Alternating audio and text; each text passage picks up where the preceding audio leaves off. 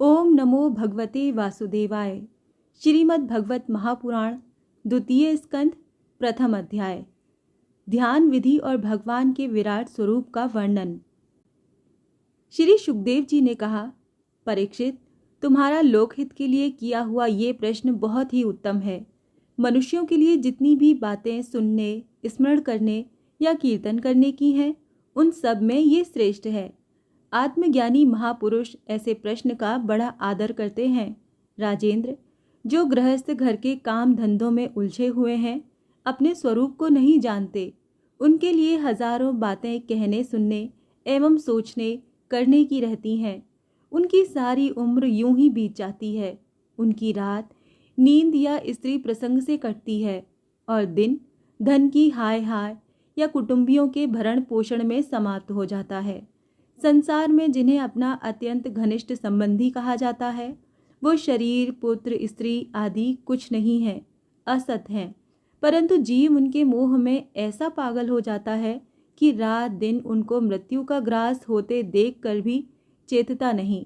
इसीलिए परीक्षित, जो अभय पद को प्राप्त करना चाहता है, उसे तो सर्वात्मा सर्वशक्तिमान भगवान श्री कृष्ण की ही लीलाओं का श्रवण, कीर्तन और स्मरण करना चाहिए।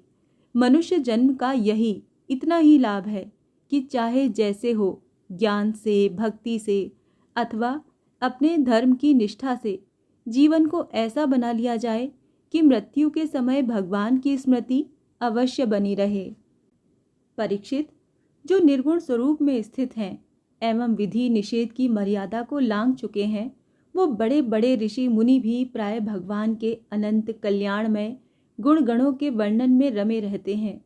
द्वापर के अंत में इस भगवत रूप अथवा वेद तुल्य श्रीमद् भागवत नाम के महापुराण का अपने पिता श्री कृष्ण द्वैपायन से मैंने अध्ययन किया था।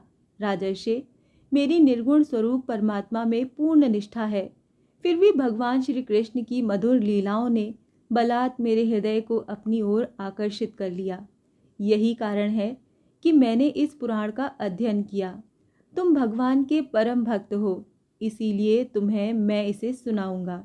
जो इसके प्रति श्रद्धा रखते हैं, उनकी शुद्ध चित्त वृत्ति भगवान श्री कृष्ण के चरणों में अनन्य प्रेम के साथ बहुत शीघ्र लग जाती है।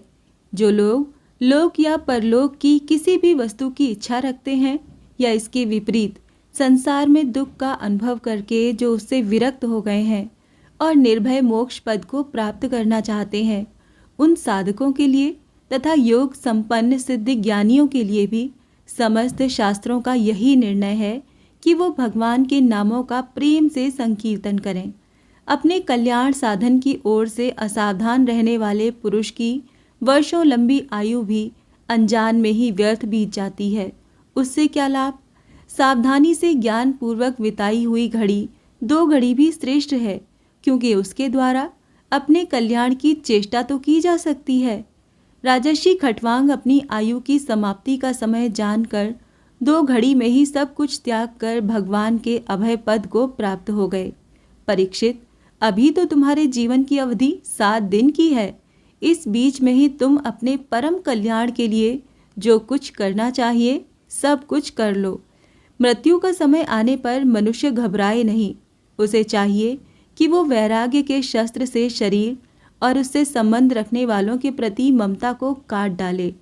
धैर्य के साथ घर से निकलकर पवित्र तीर्थ के जल में स्नान करे और पवित्र तथा एकांत स्थान में विधि पूर्वक आसन लगाकर बैठ जाए। तत्पश्चात परम पवित्र अ, उ, म इन 3 मात्राओं से युक्त प्रणव का मन ही मन जप करे। प्राणवायु को वश में करके मन का दमन करे और एक क्षण के लिए भी प्रणव को न भूले। बुद्धि की सहायता से मन के द्वारा इंद्रियों को उनके विषयों से हटा ले और कर्म की वासनाओं से चंचल हुए मन को विचार के द्वारा रोककर भगवान के मंगलमय रूप में लगाए। स्थिर चित्त से भगवान के श्री विग्रह में किसी एक अंग का ध्यान करे।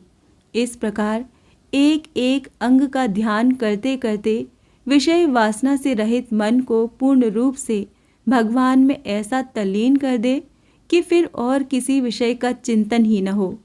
वही भगवान विष्णु का परम पद है, जिसे प्राप्त करके मन भगवत प्रेम रूप आनंद से भर जाता है। यदि भगवान का ध्यान करते समय मन रजोगुण से विक्षिप्त या तमोगुण से मूढ़ हो जाए तो घबराएं नहीं। धैर्य के साथ योग धारणा के द्वारा उसे वश में करना चाहिए, क्योंकि धारणा उक्त दोनों गुणों के दोषों को मिटा देती है। धारणा स्थिर हो जाने पर ध्यान में जब योगी अपने परम मंगलमय आश्रय भगवान को देखता है, तब उसे तुरंत ही भक्ति योग की प्राप्ति हो जाती है। परीक्षित ने पूछा, ब्राह्मण, धारणा किस साधन से किस वस्तु में किस प्रकार की जाती है और उसका क्या स्वरूप माना गया है, जो शीघ्र ही मनुष्य के मन का मैल मिटा देती है? श्री सुखदेव जी ने कहा, परीक्षित, आसन, श्वास, आसक्ति और इंद्रियों पर विजय प्राप्त करके फिर बुद्धि के द्वारा मन को भगवान के स्थूल रूप में लगाना चाहिए। ये कार्य रूप संपूर्ण विश्व जो कुछ कभी था, है या होगा, सब का सब जिसमें दीख पड़ता है, वही भगवान का स्थूल से स्थूल और विराट शरीर है। जल, अग्नि, वायु, आकाश, अहंकार, महतत्व और प्रकृति, इन 7 आवरणों से घिरे हुए इस ब्रह्मांड शरीर में जो विराट पुरुष भगवान हैं, वो ही धारणा के आश्रय हैं। उन्हीं की धारणा की जाती है। तत्वज्ञ पुरुष उनका इस प्रकार वर्णन करते हैं। पाताल विराट पुरुष के तलवे हैं, उनकी एड़ियाँ और पंजे रसातल हैं। दोनों गुल्फ एड़ी के ऊपर की गांठें महातल हैं। उनके पैर के पिंडे तलातल हैं। विश्वमूर्ति भगवान के दोनों घुटने सुतल हैं, जांघें वितल और अतल हैं, पेड़ू भूतल है। और परीक्षित, उनके नाभि रूप सरोवर को ही आकाश कहते हैं।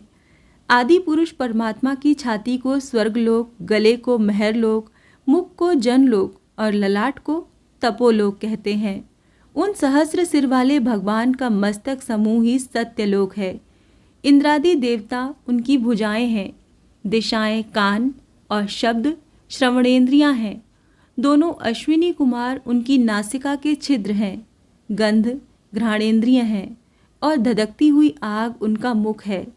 भगवान विष्णु के नेत्र अंतरिक्ष हैं। उनमें देखने की शक्ति सूर्य है। दोनों पलकें रात और दिन हैं। उनका भ्रू विलास ब्रह्मलोक है। तालु जल है और जिह्वा रस। वेदों को भगवान का ब्रह्मरंध्र कहते हैं और यम को दाढ़ें। सब प्रकार के स्नेह दांत हैं और उनकी जगन मोहिनी माया को ही मुस्कान कहते हैं। ये अनंत सृष्टि उसी माया का कटाक्ष विक्षेप है। लज्जा ऊपर का होंठ और लोभ नीचे का होंठ है। धर्म स्तन और अधर्म पीठ है। प्रजापति उनके मूतेंद्रिय हैं। मित्रावरुण अंडकोश हैं। समुद्र कोक है और बड़े बड़े पर्वत उनकी हड्डियां हैं। राजन, विश्वमूर्ति विराट पुरुष की नाड़ियां नदियां हैं। वृक्ष रोम है। परम प्रबल वायु श्वास है। काल उनकी चाल है और गुणों का चक्कर लगाते रहना ही उनका कर्म है। परीक्षित, बादलों को उनके केश मानते हैं। संध्या उन अनंत का वस्त्र है। महात्माओं ने अव्यक्त को ही उनका हृदय बतलाया है और सब विकारों का खजाना उनका मन चंद्रमा कहा गया है। महतत्व को सर्वात्मा भगवान का चित्त कहते हैं और रुद्र उनके अहंकार कहे गए हैं। घोड़े, खच्चर, ऊंट और हाथी उनके नख हैं। वन में रहने वाले सारे मृग और पशु उनके कटी प्रदेश में स्थित हैं। तरह तरह के पक्षी उनके अद्भुत रचना कौशल हैं। स्वयंभुव मनु उनकी बुद्धि है और मनु की संतान मनुष्य उनके निवास स्थान है। गंधर्व, विद्याधर, चारण और अप्सराएं उनके षडज और स्वरों की स्मृति हैं। दैत्य उनके वीर्य हैं। ब्राह्मण मुख, क्षत्रिय भुजाएं, वैश्य जंघाएं और शूद्र उन विराट पुरुष के चरण हैं। विविध देवताओं के नाम से जो बड़े बड़े द्रव्यमय यज्ञ किए जाते हैं, वो उनके कर्म हैं। परीक्षित, विराट भगवान के स्थूल शरीर का यही स्वरूप है, सो मैंने तुम्हें सुना दिया। इसी में मुमुक्षु पुरुष बुद्धि के द्वारा मन को स्थिर करते हैं। क्योंकि इससे भिन्न और कोई वस्तु नहीं है। जैसे स्वप्न देखने वाला स्वप्नावस्था में अपने आप को ही विविध पदार्थों के रूप में देखता है, वैसे ही सबकी बुद्धि वृत्तियों के द्वारा सब कुछ अनुभव करने वाला सर्वांतर्यामी परमात्मा भी एक ही है। उन सत्य स्वरूप आनंद निधि भगवान का ही भजन करना चाहिए। अन्य किसी भी वस्तु में आसक्ति नहीं करनी चाहिए, क्योंकि ये आसक्ति जीव के अधःपतन का हेतु है। श्रीमद् भगवत महापुराण द्वितीय स्कंद प्रथम अध्याय यहाँ समाप्त होता है। ओम नमो भगवते वासुदेवाय।